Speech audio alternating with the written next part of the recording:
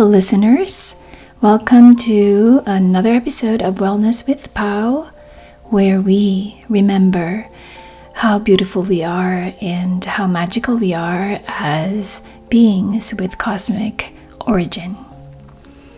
Today, I would like to talk about ways that we can survive something that is challenging or coping with a challenging situation where you're trying to get out of the rut of feeling negative, or you're in a situation where you don't know if you like it or you don't like where you are, and you want to be consistently focusing on the good.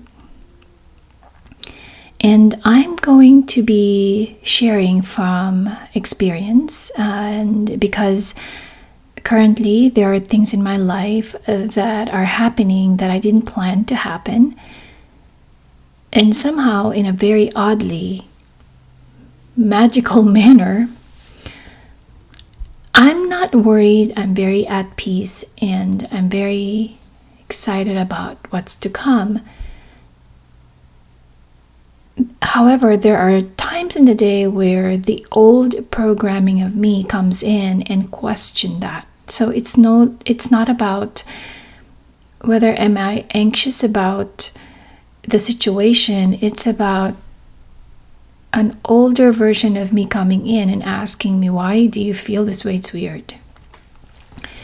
So going back to the topic, how do I deal with this? I know that when those thoughts that are focusing on a situation that has already happened keep entering my mind instead of thoughts that should really help me focus on moving forward.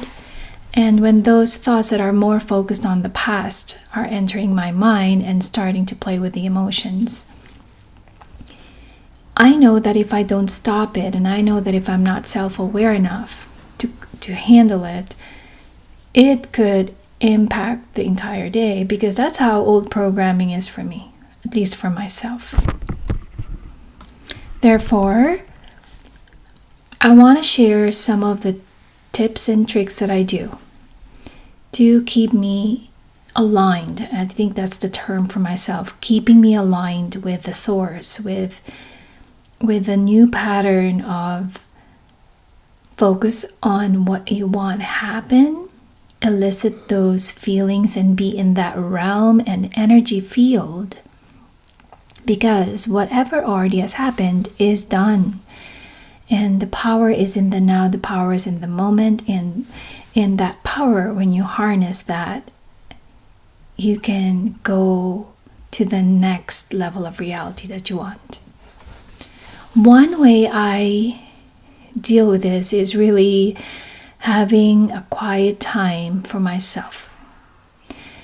Quiet time could be as simple as not saying anything, just shutting up and listening to my thoughts. No judgment, whatever thought comes to mind, no judgment, I accept it. And when it makes me feel good, I just keep praising it and staying in that vibration. Another way I do it is also engaging in activities that would help me or make me feel really good, make me feel happy and empowered. That means no watching or listening to something morbid or messages that are dark or could make me feel down. No watching movies that make me see the areas of life or the sad parts of the world, and more choosing films or movies that would make me feel good and make me see the happy, good part of the world. The same things with reading books and listening to music. Even the type of music that I listen to, I really choose the words or music that would help me elevate my vibration. Sometimes the music is just a simple flute meditative music. It could be classical music. It could be Taylor Swift music. Anything that's happy. Another important thing that I do is just having this space at home where I feel just being me, authentically me, safe, quiet, just a place where I can be myself and free, and feel very free, and feel very, very welcome. And if you can find a way to do that, even if you just go inside the closet, if you live in a home where there's a lot of activities and it's so hectic, and maybe the closet is that space, maybe the bathroom is that space, maybe the pantry is that space. And sometimes my puppy follows me everywhere I go, and I love my puppy so much, but I do need some real time where I don't want anyone around me. And so sometimes I go to the closet and just sit there and marvel in the silence of the closet. Another effective way for me to stay really aligned and in the flow is going out and communing with nature. I would purposely go to a park. It could be with my husband and my puppy or our son. And in the park, there will be grassy areas and trees and plants. I would typically choose a park with also water, because water is very healing. And my puppy and my husband and my son could be walking on the pavement, but I would be walking on the grass. And I would take off my shoes and I would just be walking on the grass. And I would ask them, let's just pause here. And I would just jump up and down like a kid and never worry about what other people would think I'm doing and how I'm behaving. It is so freeing. And sometimes I ask my family, when was the last time you acted like a kid and you're kind of trotting and jumping as you're walking and you're listening to this imaginary music in your mind? I do that a lot, and it just rejuvenates me and reminds me of how beautiful the world is. I look at the skies and the clouds, I cherish them, and I would look at the blue skies if it's a clear blue sky. So I look at the marvelous, beautiful clouds if it's beautifully cloudy day. And the sun, I praise the sun. Now, more than ever, I'm a fan of the moon, and every night, if there's the full moon or whatever phase of the moon is, I always compliment the moon and say hi to the moon. So nature is very nurturing. I know that even hugging trees is very natural for me. I remember one time I went to a Japanese garden, and in that garden, as you can imagine, many, many beautiful plants and ponds and trees and tea houses, rocks. I remember I did a very intentional walking around the trees, and I would touch a tree and I would cry. There's just so much energy in that tree. And I would touch a rock and I would cry. So I know that place is full of healing energy. Sometimes one would ask me, why would you even go there? It's a waste of your $10. And I'm like, no, it is a very healing park. So that's nature. The other one that is really super duper nice is tuning into my creativity. When I do something I really love to do,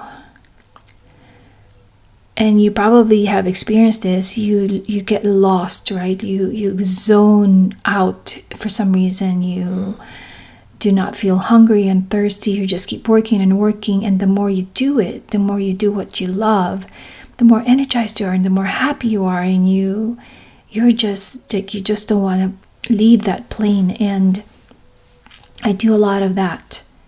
I blog, I write, I create content, I read, and sometimes it's weird. I I do a lot of that like every 5-10 minutes and kind of switch, and it makes me feel like I'm everywhere at the same time. And I know some people may label it like ADHD, but it's just much more fulfilling for me that way. And I feel that I'm the busiest person but the happiest person alive whenever I do those things.